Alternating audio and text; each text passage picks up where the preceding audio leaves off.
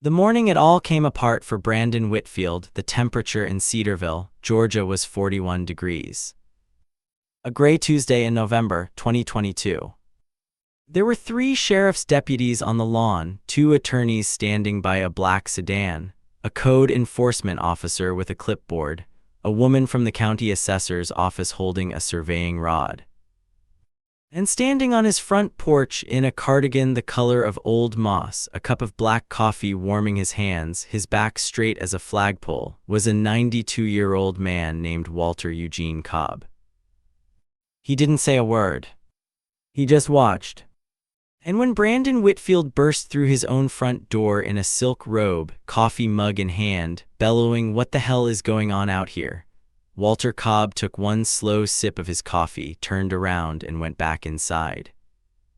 He'd been waiting 68 years to feel this particular kind of peace. Let me tell you about Cedarville, Georgia.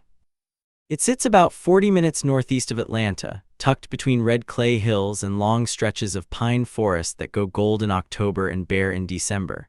It is the kind of town where people still bring casseroles when someone dies, where the high school football game on Friday night is the only thing anyone talks about on Thursday. Magnolia Court was its crown jewel. 6 houses on a gentle curve of road, each one set back from the sidewalk by wide green lawns and old oak trees.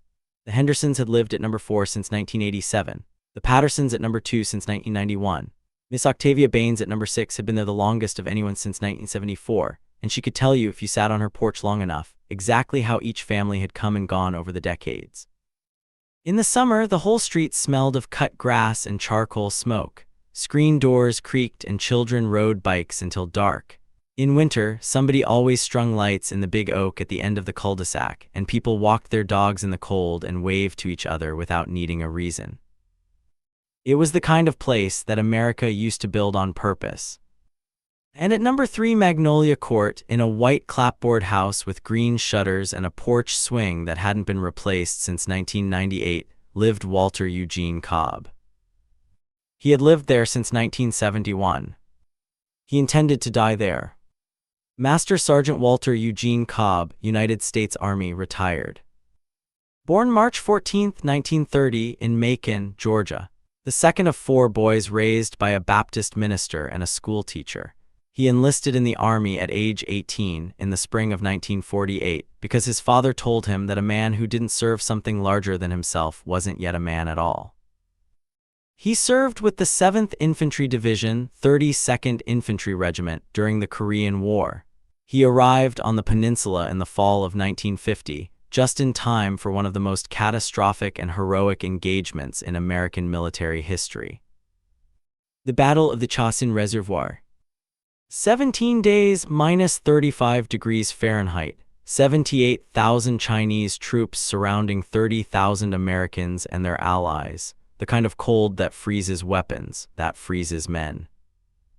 Walter Cobb survived it. He did more than survive it. But we'll get to that.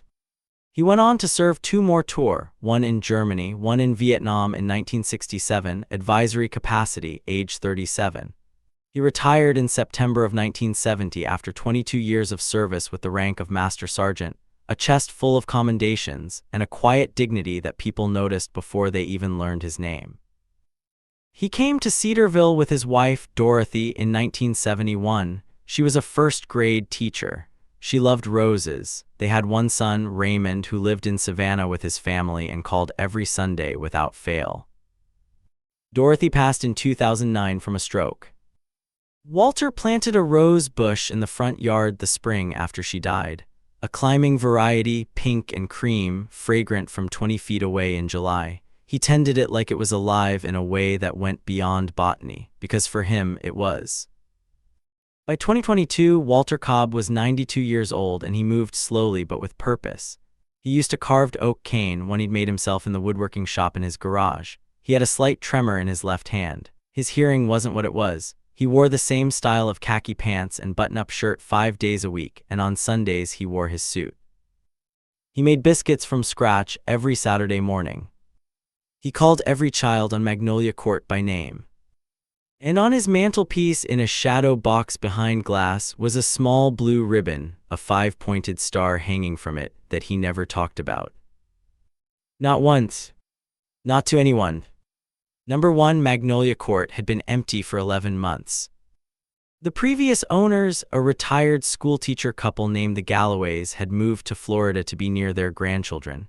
They'd left in the spring of 2021, and for almost a year the house sat quiet. The lawn service came on Tuesdays. The mail piled up in the management company's box. Nobody was sorry to see the house empty. They just hoped whoever came next would fit. The moving truck arrived on a Wednesday in late January 2022, and Walter Cobb was on his porch when it came, drinking his morning coffee, watching the street wake up the way he always did. The truck was followed by a pearl-white 2021 BMW X7, which pulled into the driveway at a speed that said the driver didn't much care about driveways, or speed limits, or anything else that inconvenienced them. Brandon Whitfield stepped out. He was 38 years old, 6 feet tall, the kind of lean that came from a personal trainer, not from working. He wore a fleece vest over a collared shirt in January, which told you something. He had the look of a man who expected the world to arrange itself around him and had, so far, been right.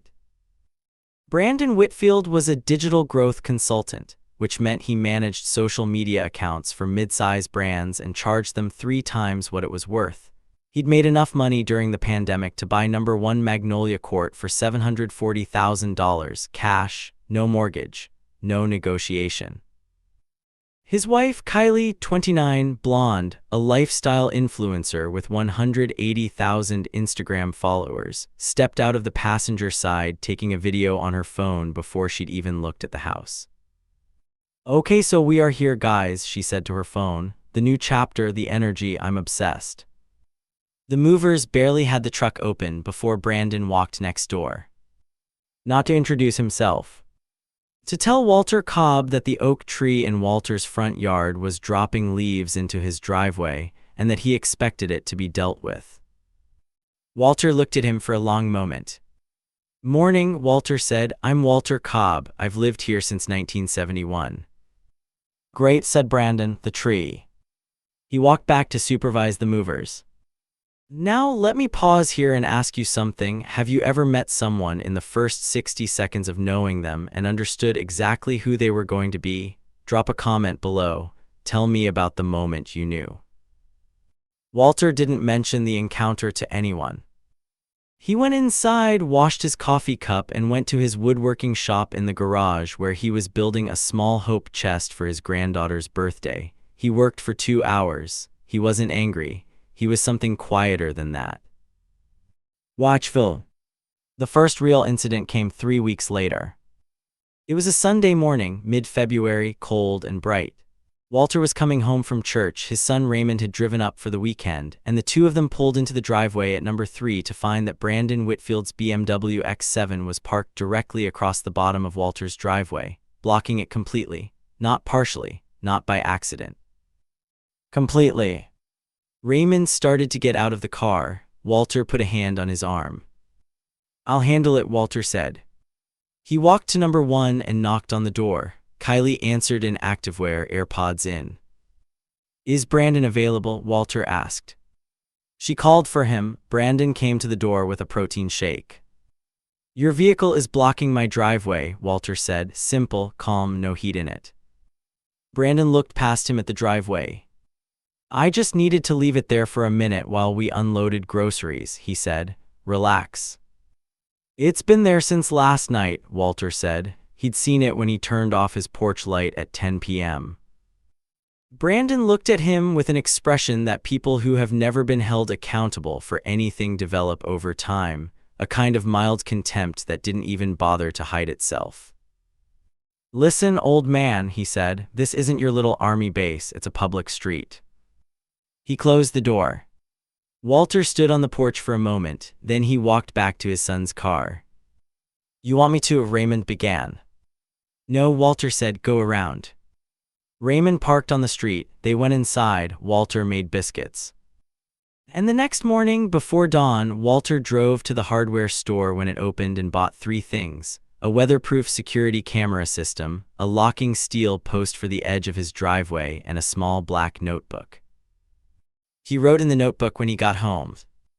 February 13, 2022, 7:18 a.m., BMW X7 Georgia plate RBK 2241 parked blocking driveway since approximately 10 p.m. February 12. Owner, Brandon Whitfield, 1 Magnolia Court. Incident witnessed by Raymond Cobb. Photos attached.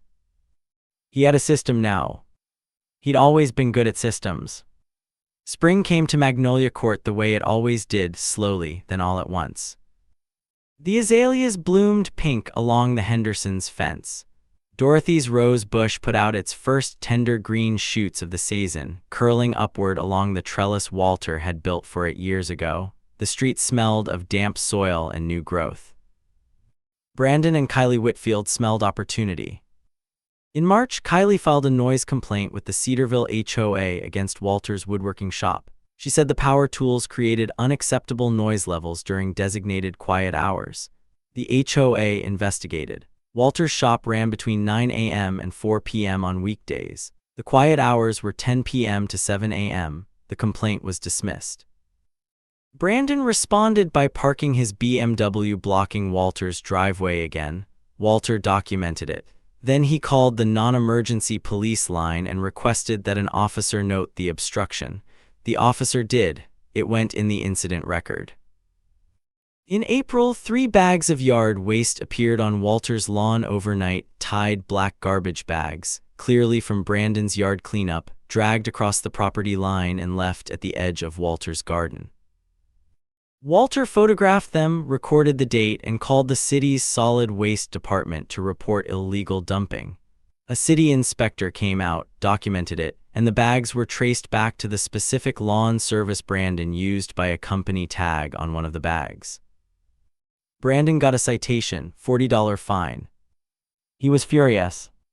He stood at his property line the next afternoon and told Walter that he was going to make his life very difficult.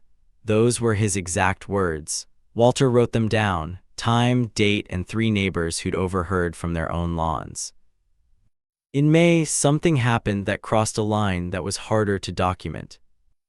Walter's truck, a 2008 Ford F-150, dark green, spotless, was parked in his own driveway when he came out one morning to find a long scratch running from the front wheel well to the rear bumper. Not a door ding, a deliberate gouge. Walter called the Cedarville Police Department. Officers came out. They wrote a report. His cameras covered his own porch, but the angle only caught the side of a figure, not enough for identification. Not yet.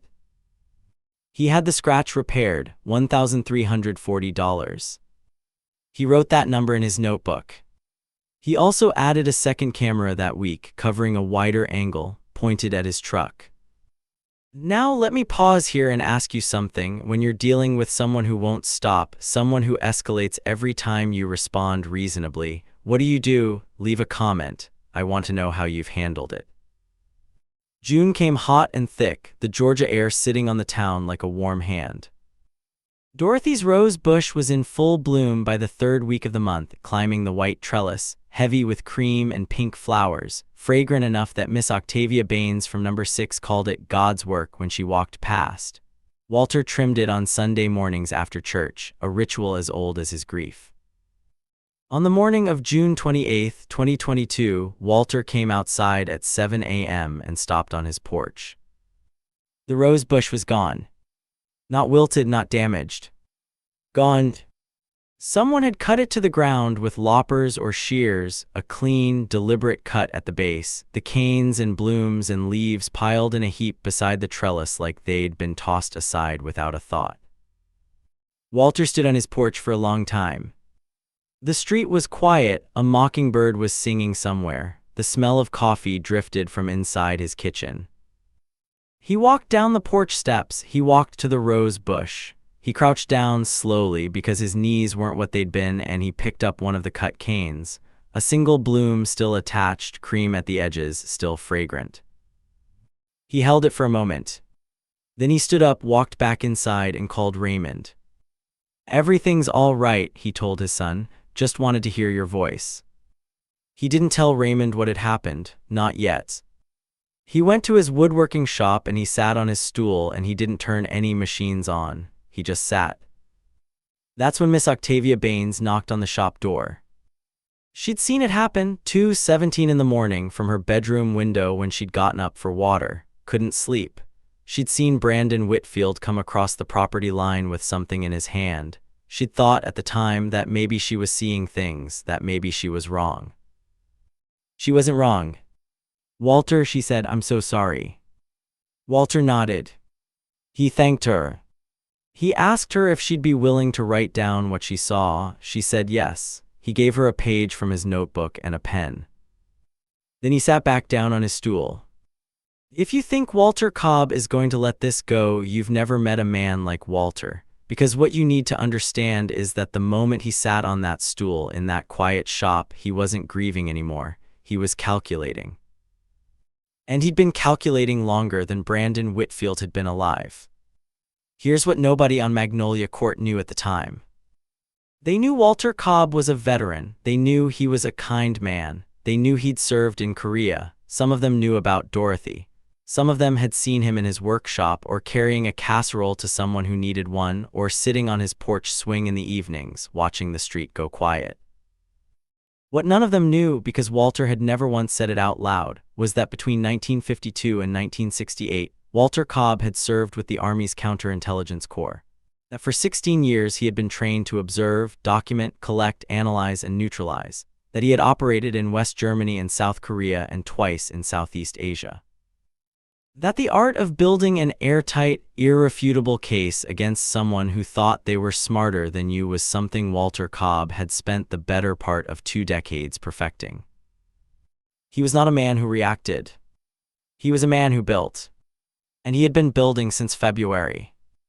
What he had in that black notebook, cross-referenced with photographs, security camera timestamps, police incident reports, HOA correspondence, neighbor witness statements from Miss Octavia and the Pattersons, and city inspection citations, was the most thorough neighbor dispute documentation file that Cedarville, Georgia had ever seen. But there was more. When Walter called his son Raymond that morning, just to hear his voice, Raymond heard something in his father's voice that he knew well. He'd heard it twice before in his life, once when his mother was diagnosed and once when the VA hospital had tried to deny his father's hearing benefit claim. Raymond Cobb was a real estate attorney licensed in the state of Georgia. He drove up that same day. He sat at his father's kitchen table and Walter laid it out. The notebook, the photos, the police reports, the HOA records, the city citations, Miss Octavia's written statement, the camera footage of the scratch on the truck, not conclusive on its own but part of a pattern, and finally the footage from the new camera, the wider-angle one he'd installed in May. The one that had captured at 2:17 a.m. on June 28th, a figure in dark clothing crossing from the lawn of No. 1 Magnolia Court, identifiable by the distinct white BMW X7 in the driveway behind him, and cutting Dorothy's rose bush to the ground. Raymond watched the footage once. Then he picked up his phone and called a colleague at his firm who specialized in civil litigation. Then he called a friend at the Forsyth County District Attorney's office. Then, and this is the part Brandon Whitfield never anticipated, he placed a call to a woman named Carol Pressman, a senior investigative reporter at the Atlanta Journal-Constitution, who had written extensively about HOA abuse and neighbor harassment cases. But Raymond wasn't done. Because while he'd been making those calls, he'd done what lawyers do when a wealthy, entitled defendant files aggressive complaints and throws money around. He'd looked up Brandon Whitfield's business history. And what he found was interesting. Brandon Whitfield's digital growth consultancy had 3 civil judgments against it in 2 other states. There were 2 former clients who'd filed fraud complaints with the Georgia Secretary of State's office, both pending. And there was a small matter of the fence. The fence Brandon had installed along the side of his property in March, a 6-foot cedar privacy fence that he'd built without HOA approval and without pulling a building permit from Cedarville. A fence that, according to the county property survey on file, was built 11 inches over the property line. Onto Walter Cobb's land. Walter had noticed the fence was off. He'd even mentioned it to Raymond in March. Raymond had smiled at the time and said, "Let's wait and see." They'd waited. They'd seen. The morning it all came apart for Brandon Whitfield, the temperature in Cedarville, Georgia was 41 degrees. A gray Tuesday in November 2022. Raymond had spent 3 months building the case. Walter had spent 9 months building the evidence. And on the morning of November 8, 2022, everything they'd built arrived on Magnolia Court at once. 3 Forsyth County Sheriff's deputies in 2 vehicles. A process server with civil suit documents naming Brandon Kyle Whitfield as defendant in a civil action for criminal damage to property, harassment, civil trespass, and intentional infliction of emotional distress, with damages sought of $340,000 plus attorney's fees. A Cedarville Code enforcement officer with a formal notice of violation for the unpermitted, encroaching fence, with an order to remove it within 30 days or face $500 per day fines. A county assessor's surveyor to officially mark the property line in question. And Carol Pressman from the Atlanta Journal-Constitution, standing across the street with a notepad because Raymond had told her the day before and she'd asked if she could observe.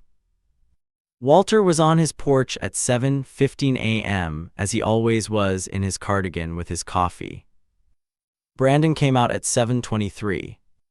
He was in a gray silk robe. He was carrying a protein shake, not coffee. He looked at the sheriff's vehicles. He looked at the code enforcement truck. He looked at the surveyor driving stakes into the ground along his fence line. What the hell is going on out here? The process server walked toward him with an envelope. "Mr. Brandon Kyle Whitfield." "Yeah, who are you?" "You've been served." The deputies were there for the peace. No arrest that morning, not yet. The district attorney's office was still reviewing the criminal mischief charge related to the rose bush. But the deputies stood on the lawn, and the process server handed Brandon a lawsuit that was, according to Raymond's meticulous documentation, one of the most thoroughly evidenced civil harassment filings the county court had processed in years. Brandon looked across the lawn at Walter. Walter took a slow sip of his coffee. He didn't wave, he didn't smile, he didn't say anything. He just turned and went inside, and the screen door creaked shut behind him, and the street was very quiet except for the sound of the surveyor driving her stakes and the code enforcement officer reading Brandon his violation notice in a flat, administrative voice. Kylie appeared in the doorway behind Brandon. She had her phone out. She was filming, for what purpose exactly was unclear, since her social media presence was about to become significantly more complicated. Raymond was inside at the kitchen table. He'd been there since 6 a.m. drinking coffee with his father when Walter had looked at him over the rim of his cup and said, "You know what your mother would say right now." Raymond had laughed. "She'd say, Walter, don't gloat." "That's right," Walter had said, and he'd finished his coffee.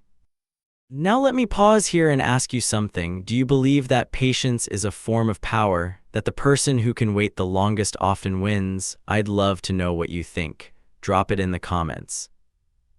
And here's what nobody in that neighborhood knew until Carol Pressman's article ran in the Atlanta Journal-Constitution 3 weeks later.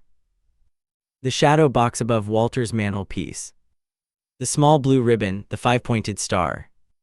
The Congressional Medal of Honor. Awarded to then-Corporal Walter Eugene Cobb on March 3, 1953, for actions during the Battle of the Chasen Reservoir in November and December of 1950, specifically, for single-handedly directing the evacuation of 11 wounded soldiers over the course of 2 nights under continuous enemy fire, sustaining wounds to his left shoulder and left leg, and refusing medical evacuation until every man in his charge had been safely extracted. He had never told his neighbors. He had never told the HOA. He had never mentioned it when Brandon Whitfield called him old man. He had just nodded and gone inside and closed the door. When Carol Pressman knocked and asked if she could come in for a few minutes, Walter made her a cup of coffee and answered her questions the way he answered everything, quietly, directly, without embellishment. When she asked about the medal, he got up from the table, walked to the mantelpiece, and held the shadow box out to her so she could see it clearly. "Doesn't make me better than anyone," he said, "just means I did my job." Her article ran with the headline, Korean War Medal of Honor recipient 92 fights back against neighbor who destroyed his late wife's garden. It was shared 400,000 times in 48 hours. The week the article ran, Magnolia Court got quiet in a very specific way. Quiet like before a storm passes, quiet like an intake of breath. Brandon Whitfield stopped going outside. Kylie's Instagram went private for the first time since she'd created it. She posted nothing for 11 days, which was, by her own previous pace, an eternity. The Forsyth County District Attorney's Office contacted Raymond to say they were pursuing criminal mischief charges, a felony under Georgia Code when property damage exceeds $500 related to the destruction of the rose bush. The evidence from the camera footage, combined with Miss Octavia's eyewitness account and the timeline established in Walter's notebook, was, in the DA's words, substantial. Brandon's attorney, a litigation firm from Atlanta that charged $650 an hour, filed a motion to dismiss the civil suit. The motion was denied. His second attorney filed for a continuance. That was denied too. The HOA, which had originally dismissed Kylie's noise complaint against Walter's woodworking shop in March, called an emergency board meeting and voted to formally sanction No. 1 Magnolia Court for the unpermitted fence, the prior noise complaint filing deemed retaliatory under the HOA's own bylaws, and conduct unbecoming of the community standards agreement every buyer signed at closing. The fence came down on a Saturday in December. A crew of 4 workers took it apart board by board. Walter sat on his porch swing and watched. He didn't gloat. He drank his coffee. Miss Octavia came over and sat beside him with her own mug, and they watched together, and nobody needed to say anything. The Pattersons across the street stood on their own porch. The Hendersons next door watched from their front window. Nobody clapped, nobody cheered. It wasn't that kind of moment. It was something quieter and more permanent than cheering. The civil lawsuit settled in March 2023. Brandon Whitfield and his insurers agreed to pay $312,000 in damages, covering the truck repair, the value of the rose bush as an established horticultural specimen, assessed by 2 independent experts at a combined value of $4,200 given its age and documented significance, emotional distress, attorney's fees, and punitive damages under Georgia's harassment statute. The criminal mischief charge was prosecuted. Brandon pled no contest in April 2023. He received 3 years probation, 200 hours of community service, and a permanent restraining order requiring him to maintain a distance of 150 feet from Walter Cobb, which, given that they lived next door to each other, made his position on Magnolia Court geometrically impossible. The house at No. 1 Magnolia Court went on the market in June 2023. It sold in 31 days to a young couple named Marcus and Denise Webb. Marcus was a recently retired Army Staff Sergeant, 2 tour in Afghanistan. He introduced himself to Walter on the day he moved in, shook his hand, and said, "I know who you are, sir. It's an honor." Walter looked at him for a moment. "You need a hand with anything?" he said. "Yes, sir," said Marcus. "I could use some advice on that garden bed along the property line." Walter nodded. "Come over Saturday," he said. "I'll make biscuits." Brandon Whitfield and Kylie moved to a rental in Buckhead, Atlanta. His consultancy lost 4 clients in the month following the Journal-Constitution article. His pending fraud complaints with the Secretary of State were referred to the Georgia Attorney General's office in the summer of 2023. Kylie's Instagram account was reactivated. She had lost 40,000 followers during the 11 days it was private. Her new content pivoted inexplicably to healing-era posts.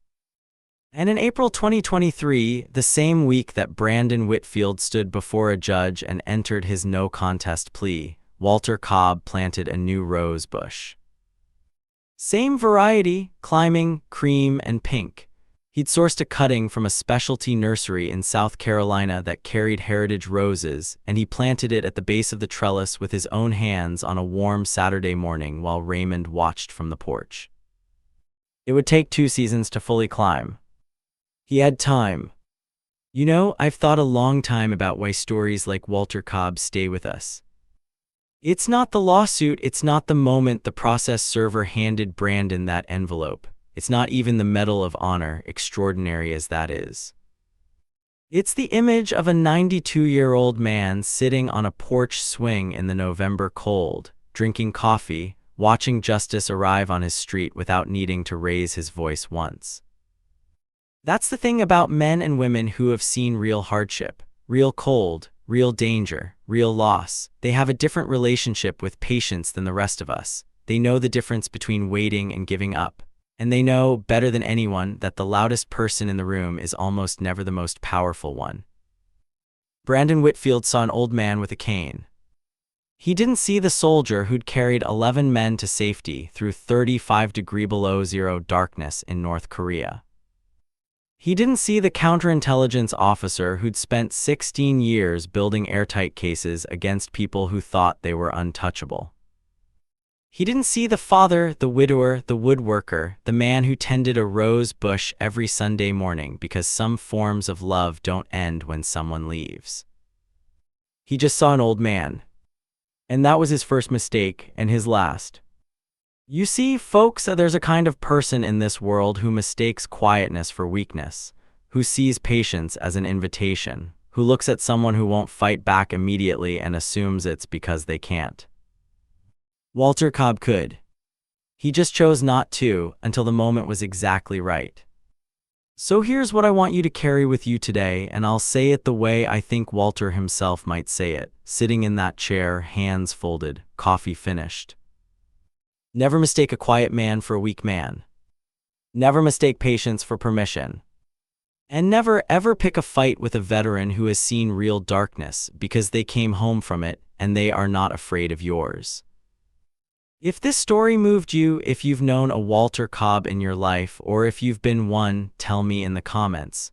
And if you think someone else needs to hear this today, share it with them. Sometimes the right story finds the right person at exactly the right moment. Take care of yourselves, and we'll see you next time. This story is inspired by real events and public court records.